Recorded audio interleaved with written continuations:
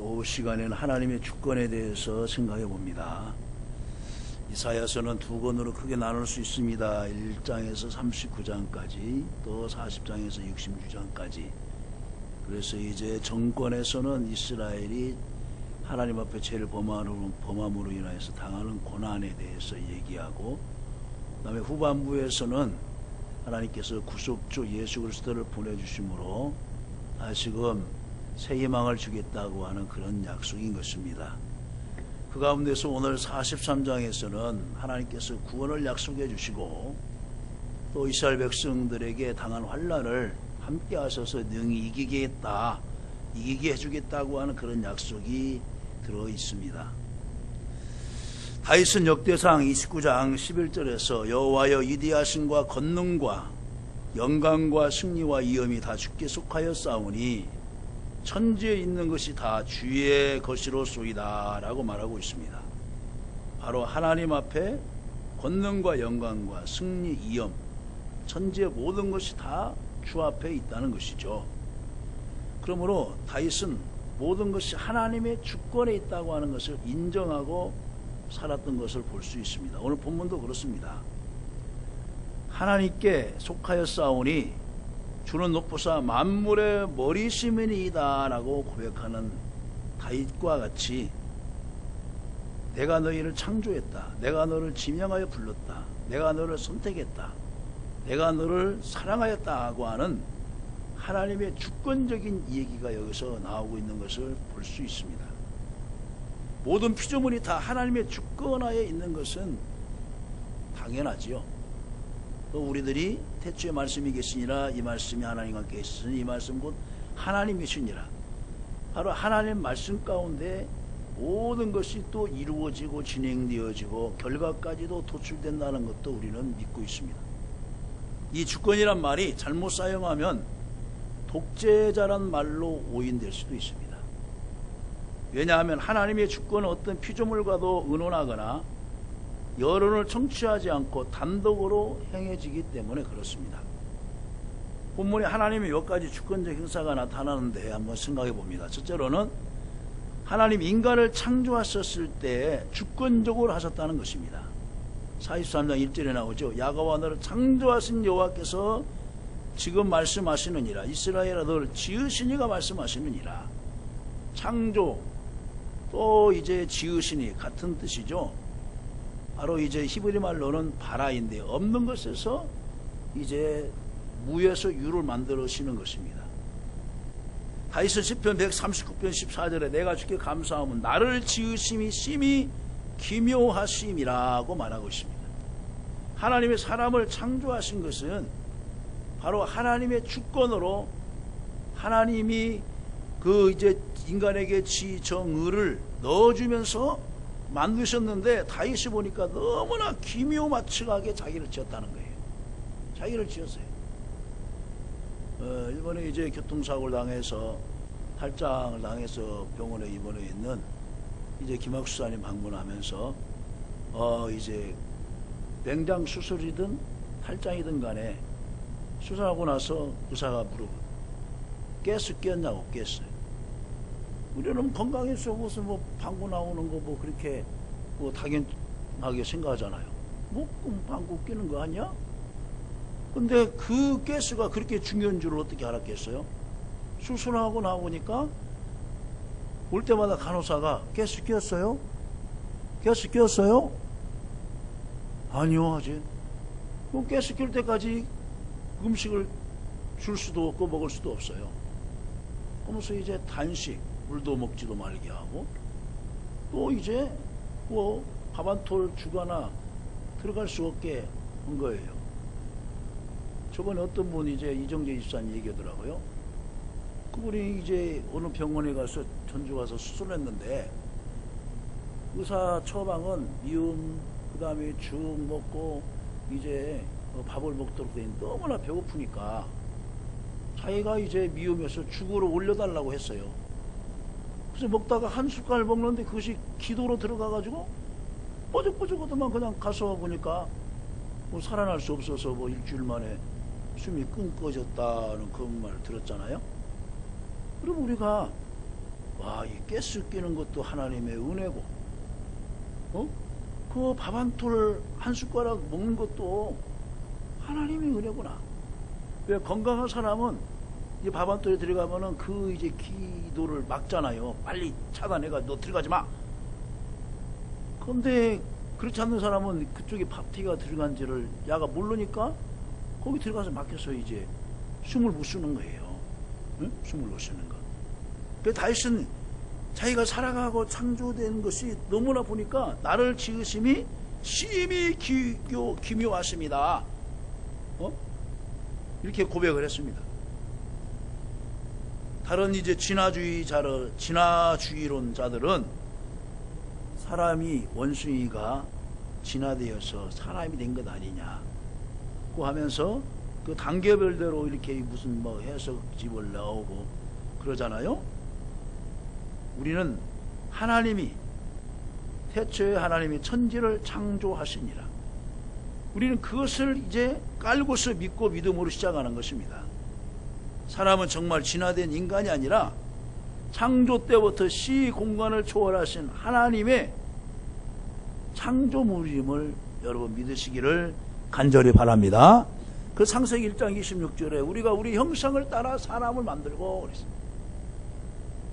그래서 우리는 하나님 앞에 하나님 창조하셨으니까 창조된 대로 감사하는 거예요. 감사하는 거예요. 왜 하나님, 나는 왜 키를 작게 만들었어요? 난 뚱뚱하게 만들었어요. 왜 눈을 이렇게 뱁새 눈을 만들었어? 왜 이렇게 저는 배가 볼록 나오게 만들었어요? 눈이 작고 그냥 이렇게 턱 주걱으로 만들었어요?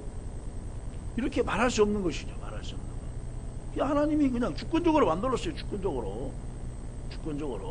근데 요즘은 이제 미의 생각들이 달라서 그렇게 태어났지만 나중에 뭐 수술도 하고 성공을 위해서 깎기도 하고 뭐 그렇게 한다고 하지만은 그냥 하나님 인간을 창조하실 때 주권적으로 만드신 거예요.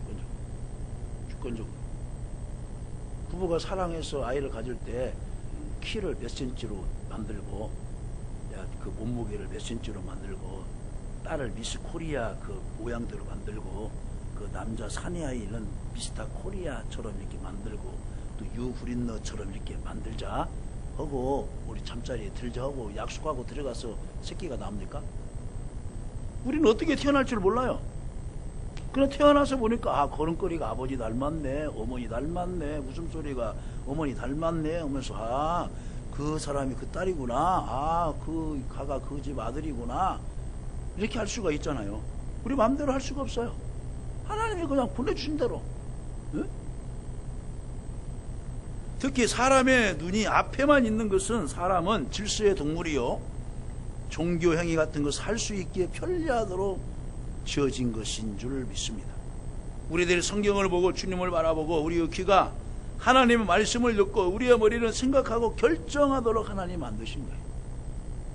그리고 사람이라는 뜻의 원어가 안드로포스인데 그 뜻의 원어는 뭐냐? 머리를 하늘로 들고 다닌다는 뜻을 가지고 있어요. 그래서 우리는 뭡니까? 하등식물이 아니라 고등 우리는 동물이에요. 사람만이 머리를 하늘로 들고 다니는 거예요. 개 보세요. 옆으로 수평을 하고 있죠? 옆을 보고 다니는 거예요. 아니면 또 어떤 것은 땅을 보고 다니고. 근데 우리는 머리를 하늘로 보고 다녀요. 그것은 아마 하나님을 생각하면서 살아라 그런 뜻이 포함되어 있는 줄로 믿습니다. 그래서 하나님은 하나님 자신의 독창적으로 사람을 만드신 거예요. 사람을. 그러므로 여러분들은 각자 개성이 있고 각자 다른 사람하고 다른 거에 대해서 여러분 감사하시길 간절히 바랍니다. 다른 사람이 저렇게 생겼다 뭐 생겼다 해서 부러울 것도 없어요. 하나님이 특색 있게 나를 이렇게 만들어 주신 거예요. 그 다음에 두 번째로 하나님이 우리를 선택한 것이 하나님의 또한 주권적이에요. 자, 43장 이제 1절 하반절을 보세요. 내가 너를 구속하였고 내가 너를 지명하여 불렀나니 너는 내 것이라 그랬어요. 하나님이 우리를 구속했어요. 오늘 구속이라는 뜻을 배웠잖아요. 속건, 구속. 어느 가난한 노예 상인에 의해서 팔려가고 있어요. 그러면서 가면서 막 절규를 하면서 나 좀 구해내 주세요, 나 좀 살려주세요 하면서 그 엄마하고 아이하고 떨어지기가, 가족 간에 떨어지기가 너무나 애절한 거예요. 그러니까 옆을 지나가던 마음씨 좋은 사람이 그 노예 상인에게 저 청년, 저 아이 값이 얼마요? 예, 얼마입니다. 그래요? 내가 돈 줄 테니까 그 아이를 풀어주시오. 그리고 그 노예에 상당하는 값을 주고 풀어줘서 자기 엄마에게 그냥 품에 안겼어요. 가족으로 돌려보냈어요. 예수님이 십자가에 못 박혀 죽어주시면서 우리가 지금 도수장으로 끌려가는 그 양처럼 가고 있는데, 예수님이 죽어주심으로 우리를 뭡니까? 자유를 주셨어요. 근데 하나님이 우리를 지명하여 선택하고 부른 것이 우리의 선택이 아니라 하나님의 주권이라는 거예요. 내가 예수 믿고 싶어서 믿은 것도 아니고, 내가 어느 때 교회 나온 것인데 내가 나오고 싶은 것도 아니고, 하나님이 때가 되니까 지명하여서 불러서 너는 내 것이라 이렇게 불러줬다는 거예요. 그러니까 우리의 선택에는 나의 의지나 내 생각이나 어떤 것이, 감정이 개입하지를 않았어요. 내 구원에는 내 어떤 경험이나 이성의 어떤 판단이 들어가질 않았어요. 너를 지명하여 불렀나니, 하나님 우리를 지명했다고 하는 것입니다. 지명했다고 하는 거예요. 이제 가끔씩 체육대회에서 씨름대회에서 나가면은, 왜냐하면 이제 한쪽 팀이 지금 계속 두 판을 치고 있어요. 그러면 이제 주심에게 이제 감독이 이제 타임을 걸어가지고 저 선수를 이제 이 다음 선수하고 우리 팀 다음 선수하고 경기를 해달라. 그래서 이제 청을 해요. 그러면은 그 규칙에 따라서 가장 약하게 보이는 애를 이제 불러가지고 합니다. 그래서 이기면은 다시금 이제 전화 이복 기회가 올 수 있는데, 그 지명에서도 패하면은 이제는 완전히 이제 차이가 많이 나기 때문에 도저히 이길 수가 없죠. 근데 하나님 어떤 사람을 지명해서 부르겠어요? 하나님 마음이 합한 자를 지명해서 부르는 거예요. 지명해서 부르는 거예요. 100% 맞는 사람이 없어요. 부부간에도 100% 맞으면서 살아가는 사람이 없어요. 여야가 100% 맞습니까? 안 맞아요. 그러나 어떤 것은 국익을 위해서는 한 걸음 뒤로 양보하면서, 이것은 중국과의 무역 협정이니까 이것을 체결하지 않으면 막대한 경제 손실이 있다고 하니까 우리 서로 협력해서 타협하면서 서로 이제 사인합시다. 그렇게 하면 이제 발표가 되면은 이제 무역 협정이 완전히 체결된 것이죠. 하나님 우리를 지명하여 불렀다는 거예요. 지명하여 불렀다는 거예요. 학교에서 초등학교 때 가면은요, 담임 선생님이 앞에다 칠판에다가 문제를 써놓고, 이거 할 수 있는 사람 손 들어보세요. 저요. 철수야, 너 얘기해봐. 그러면 막 기세 등등하게 얘기를 하죠. 예, 오예요. 아, 그거요? 뭐예요? 막 박수가. 지명해서 불러냈어요. 지명해서. 이것은 하나에서 그 사람을 불렀다고 한 것은 지명이 아니죠. 여러 사람 중에서, 세계 만민 중에서, 군산 시민 중에서, 전라북도 사람 중에서 지명해서 불렀어요. 하나님의 자유 선택이 개입된 것입니다. 어떤 사람은 불평할지 몰라요. 누구는 지명하고 누구는 버려두시는가? 누구는 선택하고 누구는 유기하는가? 그러나 그것은 하나님의 주권에 속하는 것이기 때문에 피조물인 우리는 불평할 수가 없어요. 우리가 노예나 총회에서 뭐냐면 흠석사찰이나 아레머니 이제 통계위원을 현장에서 뭐냐면 이제 회장 자벽으로 지명을 해요. 아무개 목사님, 아무개 장로님, 누구 지명해서 딱 부르면 그대로 끝나는 거예요. 옆 회장 가운데 왜 나는 안 불러요? 나는 동청인데 왜 안 불러요? 말할 필요가 없어요. 부르면 서기가 바로 회록 서기가 기록을 해요. 그러면은 그 사람이 그 회의 끝날 때까지 그 장례를 안정을 계하게 하고, 또 강구할 때 그 사람이 강구를 하고 다 통계를 하고, 지금 몇 줄 좌우에 몇 줄에 얼마 모였고 얼마 모였고 하면서 딱 이제 서기한테 인을 보고를 하는 거예요. 이것은 하나님의 주권에 속하는 것이기 때문에 피조물인 우리는 불평할 수가 없는 것입니다. 로마서에서는 토기장이가 진흙 한 덩이로 하나는 귀 쓰는 그릇을 또 하나는 천이 쓰는 그릇을 다 만드는 권위 없느냐라고 말을 했습니다. 그렇습니다. 하나님. 저 다른 진흙덩이들이 그릇되지 못한 것에 대해서 불평할 수가 없어요. 그래서 하나님이 한 거는 천이 귀 쓰는 것을 만들고 천이 쓰는 것을 만들고 만들어서 사용하시는 거예요. 하나님은 우리를 미리 정하시고 부르시고 의롭다 하시고 영화롭게까지 하셔서 우리를 선택하신 것입니다.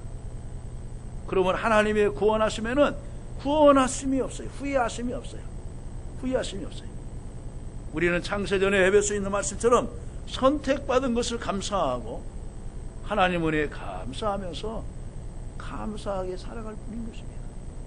믿으시면 아멘 하시기 바랍니다. 그 다음에 세 번째는 뭐냐? 하나님 우리를 주권적으로 사랑하셨어요. 자, 4절 보세요. 내가 내 눈에 보배롭고 존귀하며 내가 너를 사랑하였은즉 그랬잖아요. 하나님 보시기에 얼마나 우리가 보배롭고 존귀한지 몰라요. 그 남아있잖아요. 내가 바로 3인칭이죠. 내 눈에 1인칭이야. 하나님 눈에 보배롭고 존귀하며 내가 너를 사랑하였은즉 그랬어요. 하나님의 사랑은 무조건적입니다. 어느 조건이 없어요. 하나님 우리를 선택했을 때 조건을 내세웠다고 한다면은 우리는 이 자리에 앉아있는 사람이 한 사람도 없어요. 회사에서는 어디 입학할 때는 승진할 때는 조건을 내세우잖아요. 학력 어느 정도, 옛날에 스튜디오스는 키가 몇 센치, 다 조건을 내세웠어요. 또 뭡니까? 경호원들도 키가 185 하면서 막 유도 몇 단, 태권도 몇 단, 하면서 어느 막 조건을 내세우잖아요. 그런데 하나님은 우리를 선택하셨을 때 우리를 사랑하였는데 이것이 뭐냐? 주권적으로 사랑했다는 거예요. 주권적으로. 여러분들이 자녀를 사랑할 때 무슨 조건을 내세워서 사랑합니까? 조건을 내세워서 밥을 주고 조건을 내세워서 용돈을 주고 조건을 내세워서 재우고 조건을 내세워서 학교를 보냅니까? 그렇지 않아요. 왜? 부모니까 자녀를 당연히 재우고 입히고 성장할 때까지 이빨아줄 해주는 거예요. 바라보지 않고. 하나님도 우리를 사랑할 때 어떤 조건을 내세우진 않았어요. 아무리 자식이 부모를 잘 공경한다 해도 부모 사랑만 하겠는가? 우리가 누가복음 15장 탕자의 비유에서 보면은 아버지가 싫어서 간섭받기 싫어서 집에 있기 싫어서 나간 자식이건만 그 아버지는 밤마다 그 동네 어귀에 나가서 또 문 열어놓고 기다렸다가 돌아옵니다. 그리고 그 아들이 추한 모습으로 마침내 돌아오지만은 과거의 그 실수와 허물을 얘기하는 말이라. 사랑은 그런 것입니다. 사랑한다 하면서 당신은 이래, 당신은 그래서 안 좋아, 이렇게 저렇게 이야기하잖아요. 그러면은 다시금 금이 가기 시작하는 거예요. 여러분, 가끔씩 저수지의 겨울철에 뭐냐면 이제 저 강까지 건너가려고 할 때 금이 간 줄 모르고 들어갔다가 가운데서 빠져! 그럼 빠져 죽는 거예요.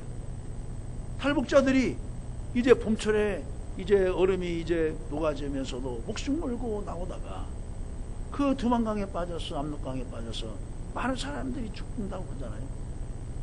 금이 가기 시작하면은 돌이킬 수 없는 상황까지 오게 되는 거예요.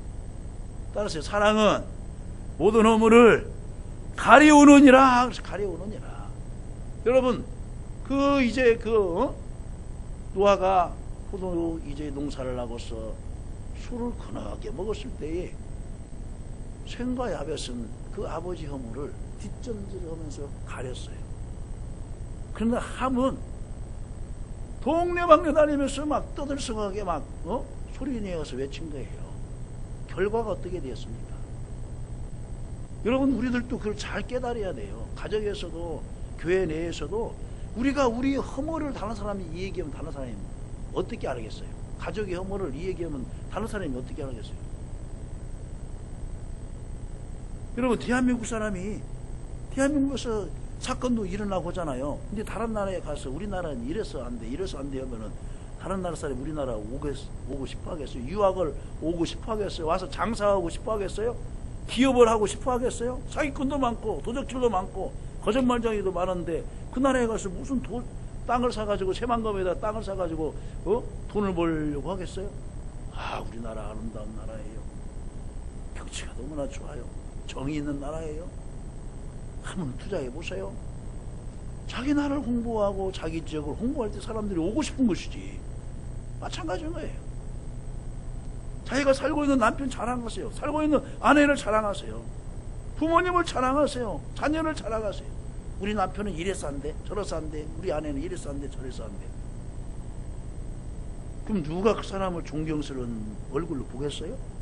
자식이 그 아버지를 존경스러운 얼굴로 보겠어요? 어떤 아이가 구덩이에 빠져 죽어가고 있습니다. 그때 공자가 지나면서 그렇습니다. 이놈, 부모님 말 안 들으면 그렇게 빠지느니라고 말하고 갔어요. 또 다음 숙가모니가 지나가다가 참 불쌍도 하지, 어쩌다 그렇게 빠졌노 하고 또 지나갔어요. 우리 선한 사마리아 이 얘기처럼 비슷한 얘기죠. 근데 예수님이 지나가고 있어요. 예수님이 지나가다가 그 빠진 아이에게 아무 말도 하지 않고 직접 그 아이를 건져내고 물속에서 빠져 죽었어요. 사랑은 이론이 필요 없어요. 말이 필요 없어요. 실천이 중요한 거예요. 바로 예수님은 사랑 사랑 외쳤는데 하나님이 세상을 이처럼 사랑하사 독생자를 주셨으니 이는 저를 믿는 자마다 멸망치 않고 영생을 얻게 하려 하심이라. 예수님이 사랑 얘기를 많이 했어요. 근데 십자가에서 죽어주지 않았었으면은, 인류를 구원해 주지 않았으면은 예수님의 사랑은 다른 종교 교주처럼 이론으로 끝나는 거예요. 예수님은 십자가에서 못 박아서 죽어주시고 우리를 구원해 주셨어요. 이것도 주권적인 사랑인 거예요. 주권적인 사랑이에요. 그 엄마가 목숨을 걸면서 자녀를 출산하잖아요. 때로는 조사해 보니까 엄마도 이티하게 생겼다는 거예요. 아니면 자녀도 태아까지도 이티하게 생겼다는 거예요. 그러면서 마지막 말에 나는 괜찮으니까 이 아이만큼은 살려야 됩니다 하면서 수술을 두려워하지 않고 수술대 위로 올라가잖아요. 나는 괜찮으니까, 나는 살 만큼 살았으니까 제발 이 아이는 살려주세요. 내 장기를 내가 죽어서라도 살려주세요. 바로 그것이 부모님의 사랑 아닙니까? 넓게 말하면 그것이 하나님 아버지의 사랑 아닙니까? 조건을 내지 않았어요. 근데 우리는 조건을 내세우는 거예요. 근데 바로 주님께서 오늘 본문 말씀에 보면은 내가 내 눈에 보배롭고 존귀하며 그랬어요. 세상 사람들은 여러분들을 비방하고 여러분을 흠잡고 할지라도 주님 보시기에는 보배롭고 존귀한 거예요. 어떤 어머니에게 자식이 있어요. 손버릇이 안 좋아서 계속 교도소로 오가는데 다른 사람들은 저놈은 죽어야 마땅해요. 평생 어머니 눈물만 빼고 있구만. 그런데도 그 어머니는 뭐라고 해요? 그래도 내 자식이에요 하면서 면회 가는 날 면회 가고 겨울철에 따뜻한 네이 사서 들여보내고, 야 언제 출감하냐? 엄마가 따뜻하게 기다리고 있을 테니까 너 여기서 열심히 살고 새 마음 가지고 나와라. 아무리 다른 사람이 비방하고 죽을 놈 살릴 놈 할지라도 그 부모는 그 자식을 버리지 않습니다. 왜 그래요? 주권적으로 사랑합니다. 말씀을 드렸습니다. 주권자에게 어떻게 할 것인가? 우리는 먼저 하나님께 영광 돌리며 살아야 되는 것입니다. 하나님 우리를 창조하신 목적은 하나님께 영광 돌리며 영원토록 그를 즐거워하도록 만들어 주셨어요. 주권자는 오직 한 분이심을 우리는 믿으면서 우리 남은 생에 하나님께 영광 돌리며 또 하나님의 주권 아래 우리는 겸허히 모든 것을 받아들이고 환경에 어려움이 있을지라도 하나님께서 그 환경을 만들어 가시고 운행하시고 나중에는 결론적으로 만들어 가시니까 그것까지도 감사하면서 또 하나님의 주권 아래 살아가는 것이 행복이고 하나님의 간섭 아래 살아가는 것이 바로 하나님이 나를 사랑하고 있는 끈이라는 것을 알고 살아가는 것이 하나님 앞에 영광이요 우리에게는 행복이 되는 줄로 믿습니다.